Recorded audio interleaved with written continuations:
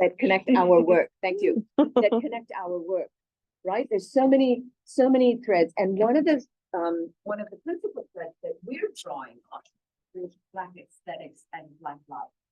So keep that in mind. And so if you guys haven't taken notes already from what Dominic shared, so in terms of Black aesthetics, so one aspect of Black aesthetics that we are learning about from within your context of research is the aesthetics of care and the aesthetics of liberation. So if you haven't taken note of that, please take note of that, and then make connections to your readings and your work from Olefemi and also for anthropology of Down students from the work of WGS and Ron. Kara. Yeah, so again, for those of you who are new to the space, my name is Kara Ireland. I'm a second year PhD, and I'm starting my dissertation research, and my interests are surrounded in Black aesthetics in fashion, form, and language, and namely the cultural appropriation that is taking place through social media. So using social media as a vehicle to, co-opt, mimic, imitate, devalue the authentic Black expressions, such as, like, for example, when I say fashion, form, and language for fashion, how people dress. If you think of like a Black girl, what comes to mind? Why do you conjure up those certain images? Speaking of public housing, like a lot of Black imagery or Black aesthetics are rooted in, anti-Black structures that produce a certain image that becomes devalued in society, but then commodified, devalued on Black bodies, then commodified on non-Black bodies who like to participate in that image. And so when I say fashion, it's how they dress. The acrylic nails are coming into popularity. People are getting more weaves. People are, doing certain types of makeup to like portray a certain image. When I say form, I mean body. So gesture, how you act, how you talk, and the way that you accompany your speech. It's also the physical form. So like body modifications, lip injections, breast implants, BBLs. Like these are things that are very tangible, noticeable trends in our popular culture that once again are devalued when they're authentically on Black bodies. But then, the Kylie Jenners of the world, the Kim Kardashians, the bad babies, like the list goes on and on. And there's new people to add to the list every day because it is indeed a commodity. It is a means of social capital. So fashion, form, and language, AAVE or African American Vernacular English is also being called Gen Alpha slang, called Twitter slang, Stan Twitter language. And it's just like, hey, like the difference between like, queer ballroom culture and the language that they originates there, that gets, co-opted outside of those communities and then devalued, then you have Black folks in the hood making up their own slang, and it gets devalued and seen as illegitimate or, uneducated when we speak how we speak where we come from.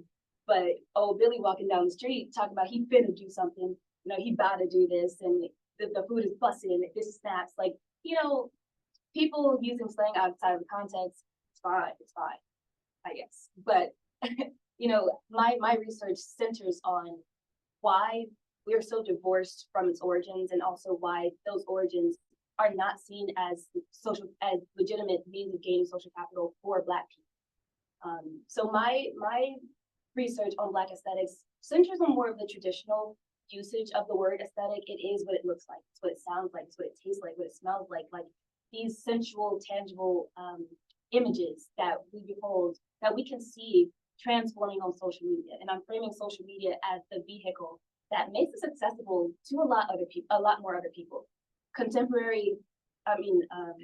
In recent history, the contemporary argument for cultural appropriation is that it's a Black and white issue.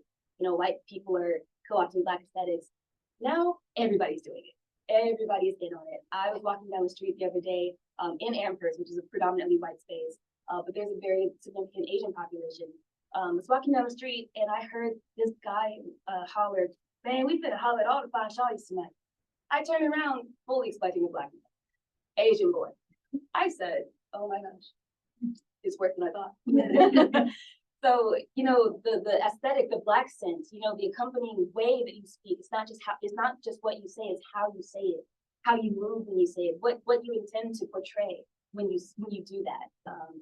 I'm studying the embodiment of black aesthetics in all the ways.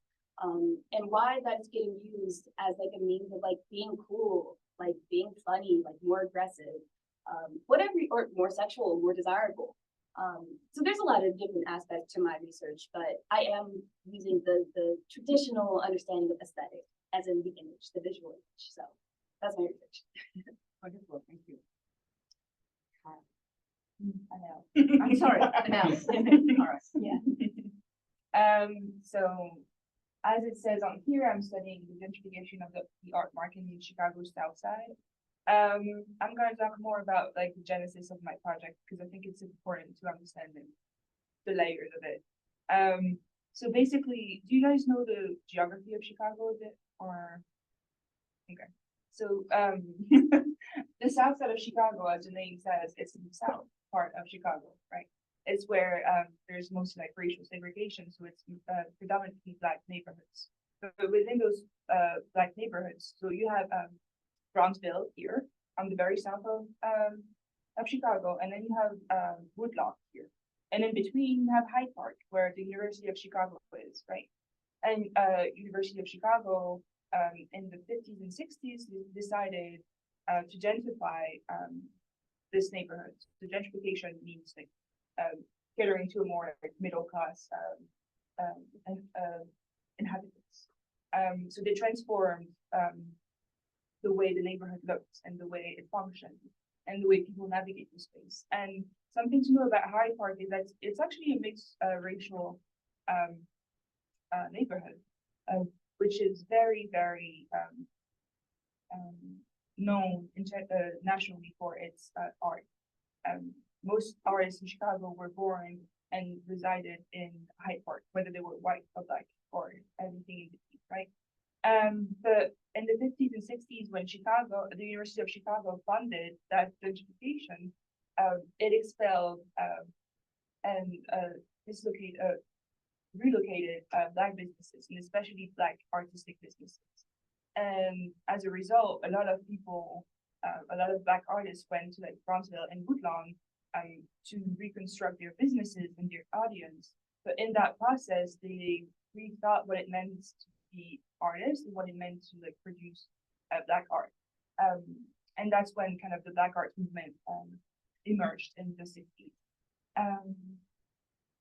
And so my project is about how this gentrification of the neighborhood actually changed the way black artists in Chicago understood their work.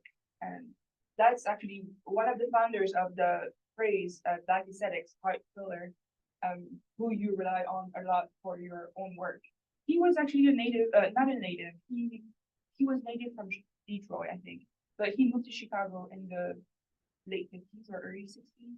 And he talked about the black aesthetics, the word of black aesthetic. And he created the basis of the black arts movement in Chicago. And so that was my entry point.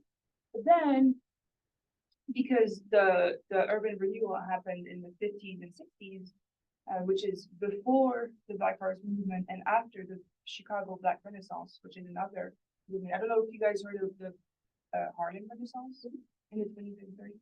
Well, the same thing happened kind of differently, but in Chicago, but later on, 35 to 45. And so somehow the urban renewal happened in between those two major artistic movements. And what I've learned is that the reason all the black artistic institutions remained alive during that period in between those movements was because black women were the only one who stayed in Chicago, the black women artists. And so all the institutions are built and created and maintained through black women's work. So my entry point in like the black aesthetics is kind of a mix of both of you. It's like an aesthetic of care for the community and also the black aesthetic of what it means to navigate American society as a Black person who doesn't want to fit in. Like, Yeah, absolutely, absolutely. So again, I'm asking us to make connections with our readings, women and gender studies students, you guys who are reading Lola Olefemi's Feminism Interrupted and Disrupting Power. Just again, as a note, if you haven't already, you saw my email and announcement this morning. See the questions that are already posted for our final exam, which is connected to our panel discussions. So again, if you haven't taken notes already on Black aesthetics and how we are discussing and defining Black aesthetics in connection to the aesthetics of care, the aesthetics of liberation, the aesthetic of resistance, Kara, from your work, and also the aesthetics of refusal. So I'm going to ask us to think about the aesthetics of refusal within this framework of Black aesthetics. And I also would ask you guys as students, as you're listening to Dominic, Kara, and Anel, and their projects, I'd like you guys to think about your witnessing your encounter with Black aesthetics in the way that, especially Kara, that you're describing in popular culture, whether it's through language, through fashion, or through through the body, through form, through bodily gesture. My own work as a Black feminist anthropologist, and also situating myself as a faculty within predominantly and historically white institutions like Nazareth, and in the many other institutions that I've worked within, is at this point, one of the project that I'm working on is on speculative ethnography. So ethnography, as students, many of you guys have already encountered in our classes, is a qualitative methodological practice of social scientists, particularly anthropologists. Ethnography is a methodology that emerges out of the history of anthropology and anthropological research methods that has been carried over interdisciplinary into many other areas of study, whether it's political science, international relations, history, women and gender, interdisciplinary programs. Ethnography, though, is rooted in an extractive practice. Privileged, historically white scholars, and then now those of us who are trained in in academic spaces and who embody whiteness and internalize that colonial stance, jump into historically predominantly non-white communities and extract knowledges, extract cultural practices, extract local resources and art and objects and artifacts, and bring them back to the global north or European and US universities, and then advance our careers. And so whether it's words, bodily practices, rituals, everyday attitudes, and responses to the state or structural life or community life, ethnography has always been and continues to be really extractive. And so I'm trying to bring the aesthetic of care, the aesthetic of refusal, and the aesthetic of struggle to a politically engaged practice of anthropology. So, so my own, as I'm learning with you guys and from you guys, in terms of your community work, I'm really interested in expanding on and learning more about and applying what that practice of care, what that practice of fusion, what that practice of liberation and struggle means for us as scholars, whether we're getting ready to graduate and go to work into the school systems, like some of us are already graduating. Cassie, you're getting ready to go on. You're already interviewing for your positions. Whether you're going into a dance program or into dance companies, whether you are encountering different kinds of performance practices, particularly from non-white cultural heritages and methodologies. So how do we stay attentive to the realities, particularly in this historical moment that we're living in, to the realities of state-sponsored, oppressive, sexist, exploitative, patriarchal violence that are visiting bodies of color within the nation state, within communities, and then how do we take note of it as it's being reproduced in our everyday life as students at Nazareth University, as faculty within, and staff and administration within our community life in the academy. So, yes. I have an addendum. Maybe another question to help you chew on it and make it a little bit more accessible. In addition to what you've said, how do you see yourself being an active community member? Someone who values the cultural exchange, someone who's not being extractive, not just, putting your goggles on and viewing or being a voyeur to such things. How do you actually move within these spaces and, absorb, exchange, value what you're witnessing? These alternative spaces, like for example, or instance, the dance companies, like how would you, I guess, now that we're talking about this thing, that now that we're have acknowledged it, how would you move in those spaces, knowing what we know now, talking about what we're talking about? What can you do differently? Maybe you haven't been doing that before. How can you hold yourself accountable for past behaviors, but also, make a new effort to do something else, to do something differently? Does that make sense? It kind of connects. We talk a lot about watching versus witnessing in the class. That's been a big thing. And the difference, watching is kind of objectifying and just that voyeuristic that you're talking about, while witnessing is like experiencing it within yourself and in a respectful way, but not taking it. That's, yeah. I love that. Isn't it more young what about witnessing? I think, but I'm not sure. Please correct me if I'm wrong. But she was saying that watching is like viewing from above, whereas like witnessing is viewing from below, as if you were pedestrian with other people. So that kind of resonates with that. That's what I'm trying to apply to my own research. So the fact that, first of all, I'm studying Chicago, but I've never been, which is very ironic of me, but you need the funding to go there and to go into the archives, right? That doesn't mean I'm not interested, but my interest kind of feels extractive because of it. So I'm waiting for the funding.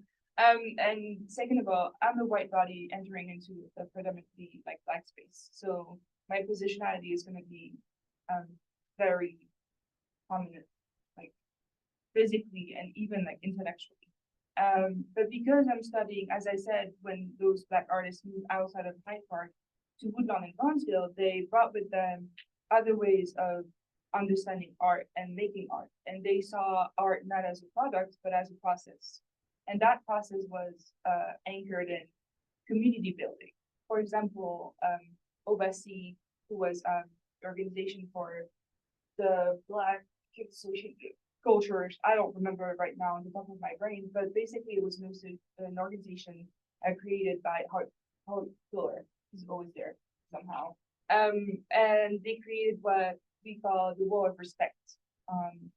33rd and Langland Street in Chicago. I think it's in Bonneville. Yeah, it's Bonneville. And as it was basically a mural to represent all the Black heroes and heroines of of Black history. So you had figures like Malcolm X, Sojourner Truth, etc. And as they were building it, the people from outside, on the other side of the street, there's this anecdote of a grandma saying, "Hey, I don't like this portrait, redo it. It doesn't fit the aesthetic." And when they were building and painting the mural, people were passing by and like giving their feedback, or people were watching out because it was a neighborhood where there were a lot of gangs. So when you paint, you obviously have your back turned to the street, so you don't know what's coming.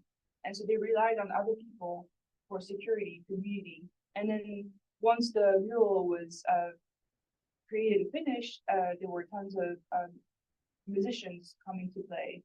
There were kids giving tours of the mural to kind of talk about the history. So that type of practice of community building and art for people's sake and not art for art's sake is kind of what I'm trying to build on in my own research. Trying not to come and like extract information, put it in my book, and then never read my book. But even as I write my book, making sure that what I'm writing is accessible to them by not using like very academic jargon. So yeah. That point, that's something I've been struggling with my research. Not feeling like I'm being extracted. I grew up in public housing. I still live in public housing, so I'm very much of a public housing community. I don't know if many scholars who've actually lived in public housing about it. But I'm still fearful of being extractive. One would think it would be easy where you live there, right? So you can have people you can, because I do want to do oral history interviews for my project, right? But I don't want to feel like I'm using my neighbors. So it's like I've been thinking a lot about how do I make my project a community project as opposed to just something I'm needing to get done to fulfill, the requirements for a PhD. How do I make it a community as opposed to feeling like I'm using my neighbors? I don't know, I'm still struggling. I don't have an answer, but it's something I've been thinking about. Sorry. Since we're all just being vulnerable to share, I can say that even my positionality within my project, I have been a cultural warrior and I grew up in all Black spaces. However, my parents come from a very respectable framework. Both my parents are teachers. My dad has 10 siblings and 8 of them are teachers. So the way that we were raised, the way that we were, I guess, encouraged to like set ourselves apart in behavior, how we looked, how we talked, from my other Black neighbors, my other, peers at school. Like I have been a cultural warrior and I've been a participant. And to do research on something that I wasn't necessarily entrenched in, or I was surrounded by, but I wasn't a part of. That to me, I feel like I'm in a similar position where it's like, well, do I exploit this connection just because it's accessible to me, even though I wasn't intellectually, mentally, emotionally like resonating with what I was seeing, what was going on.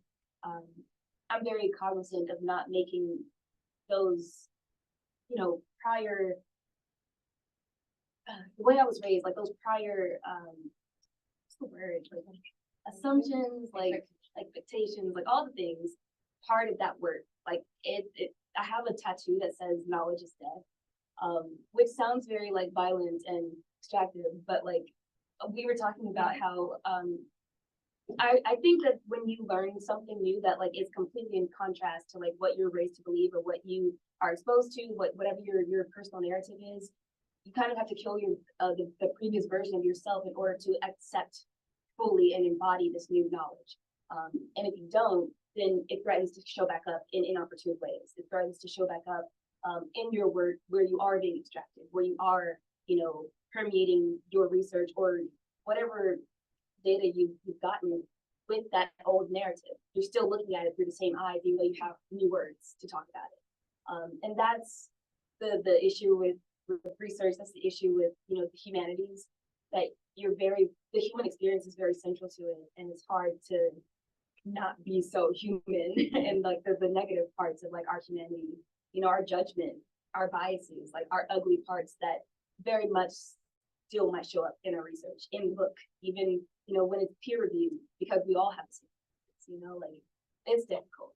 And I think that it's worth talking about and naming so that we can be aware of it moving forward and like how we interact with our communities. Absolutely, and I think and us naming it in our discussion here, and then us naming it in our publications, in our writing, because in order for us to get our degrees, we have to exist in colonial spaces like the ones that we're in right now, which are historically predominantly white colonial spaces of the academy with its exploitative funding. Okay, and let's just be clear that the funding that we all get for existing here, in whatever shape or form, is based on racial capitalism. And what does that mean? And that means that the foundation of this economy is from the institutions of slavery and continued slavery and exploitation of sweatshops and so on, and the whole history of that, right? We exist within that economy. One of the things that came up for me as you were speaking, Dominique, was what if, and this is where speculative methodology, what if we speculate of shifting, changing, refusing an existing paradigm? What if your dissertation committee is not the first and foremost reviewer and purveyor of excellence of your work, and that you will shape a committee within your public housing project? Those elders, and when we say elders, we're not talking about people who are 65 and over. You could have a 16-year-old who is a community elder. You could have an 8-year-old who is a community elder who has wisdom that you have been learning from. So they have been your mentors, right? They have been our mentors throughout our practice. And so what if that you're going to be sharing your research, your dissertation in a format that is going to be accessible to your community members, and they're the ones that are going to be signing off on it. So that's one right? Versus a committee of experts and scholars with PhDs and colonial imperial narratives resonating to listen to your story and to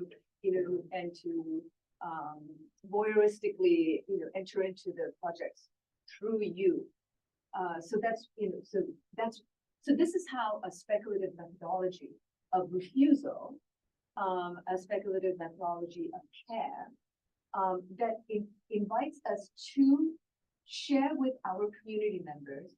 This is the dilemma that I'm in, particularly as a woman, as a faculty, or as a scholar of color, because we live in and exist within racial capitalism's structure of a university.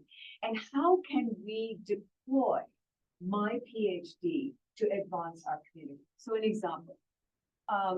So I'm facing I face the same struggles. Am I exploiting my own community when I study from nationalism and when I return home to interview my aunts and uncles and neighbors and children in our community and people who participated in the Tamil nationalist movement? I was very clear from the beginning to share this is who I am, and as a PhD student myself, I'm saying here, politically engaged scholar. I want to participate in the movement. And when I had an invitation to join the movement, meaning, okay, it's time, we want you to join the movement, which means I have to take up arms, I have to go through arms training, I have to prepare to kill and be killed. And my choice was, no, I can't do that. That is that is outside of my, my ethical, my ethical, choice of existence, on the planet. I'm going to refuse as much as I possibly can. And if I have to die in the process, then I will, but I cannot take arms to kill another person. So that's a choice that I cannot make. Though I can have my pen as my weapon, and that I will write and I will take our message, our movement's message to the international community to the best of my ability, through my teaching, through my conference presentations, through my publication. And so, with the grace of the universe, and after 30 years of long, hard work and research, my book was published in 2021. Upon its publication, community members from the movement came to me and said, we would like you to speak in a panel that is of members that are been selected to meet with the US ambassador, the outgoing and the incoming US ambassador to Sri Lanka, so that they are aware of the kinds of struggles that our community is still experiencing even after the war is quote unquote over. So we'd like you to speak from your lived experience, your research on the struggles of everyday Tamil community members, on the struggle of the Tamil nationalist movement, and that ours is a legitimate political movement and struggle. And I was able to do that. And so we will be called on our community members precisely because they need our prevention. But it requires us to have a particular attitude, not one of superiority, or that I'm an expert, or that I have expertise, which is a word that I find vile. But that we are there, we never lose sight that our work and that the privilege of doing this is contingent upon our commitment to participating. And that's how I see the aesthetics of, that's how I see the aesthetics of care, and the aesthetics of struggle, and the aesthetics of liberation, that is intersecting in our work, and also as a through line, as a thread in our practice. What do you guys? I have an example about that, about how academia really wanted to restrict your political belongings. Yes. So one of the major scholars in my field, and whom I'm in conversation with the most, is Rebecca Zorek. She wrote tons of books about the South Side, and especially visual art in the South Side, which is what I'm doing. And so a month ago, I think, I had a meeting with her, and she's also a white woman. So I was asking her a lot of questions about her positionality. How did she end up like getting so much information, but in a way that was not extractive? How was she welcomed in like the communities that she was in encounter with? And she was telling me that as a young scholar, it was so easy because you have so much time to give the community. You can like give them rights. She gave rights to Abdul Al-Kalimat, which is like one of the biggest Black Arts Movement artists and activists. And she was like, oh yeah, he was old and he wanted the right to like the doctor, and I just gave him a ride.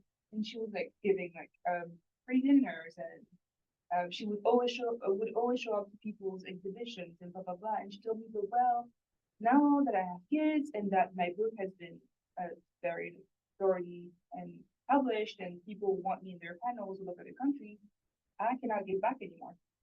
It stripped me of my ability to be an actual like non-extractive. But it's still a choice. It's still a choice, and she was telling me it's hard to balance the expectations of the academia and what you really want to do. And we had a long conversation about that. And I think I kind of put her on the spot about her practices. But it's true that I don't know if you heard that, but I was always called a radical in my family. And people were like, you'll see when you're a bit older, you're gonna be more taken down. Don't worry, you're not gonna be as radical. And then it's the same thing when you go into academia. You're like, oh, I'm this radical. And then when you are offered opportunity, then there's this sneaky desire to kind of fit in again. And that's capitalism. Yeah. That's capitalism's sneaky desire. Yeah. It's 1 o'clock. We've come to the close of our session. Thank you very much. Please join me in thanking our speakers.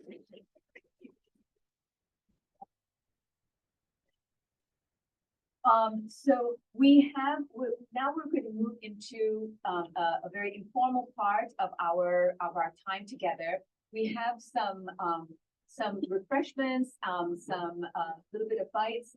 So if you guys will please help yourself and also come forward and meet and introduce yourself to Cara, Dominique, and Anel, and be in conversation with them. Thanks very much, everybody. Some agenda study students, you guys make connections to the chapters on the feminism and art, feminism and solidarity. You guys have a lot of information that we received from our discussion today. So be sure to see those analytical questions that I've asked you guys to focus on in your oral presentation. Please help yourself.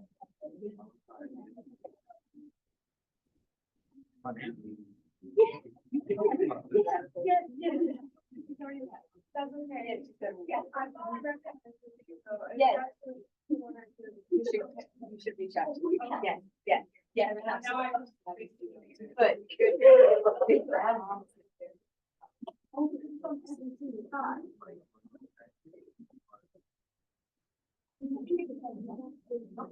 And now, I'm making sure you guys can jump in and help yourselves.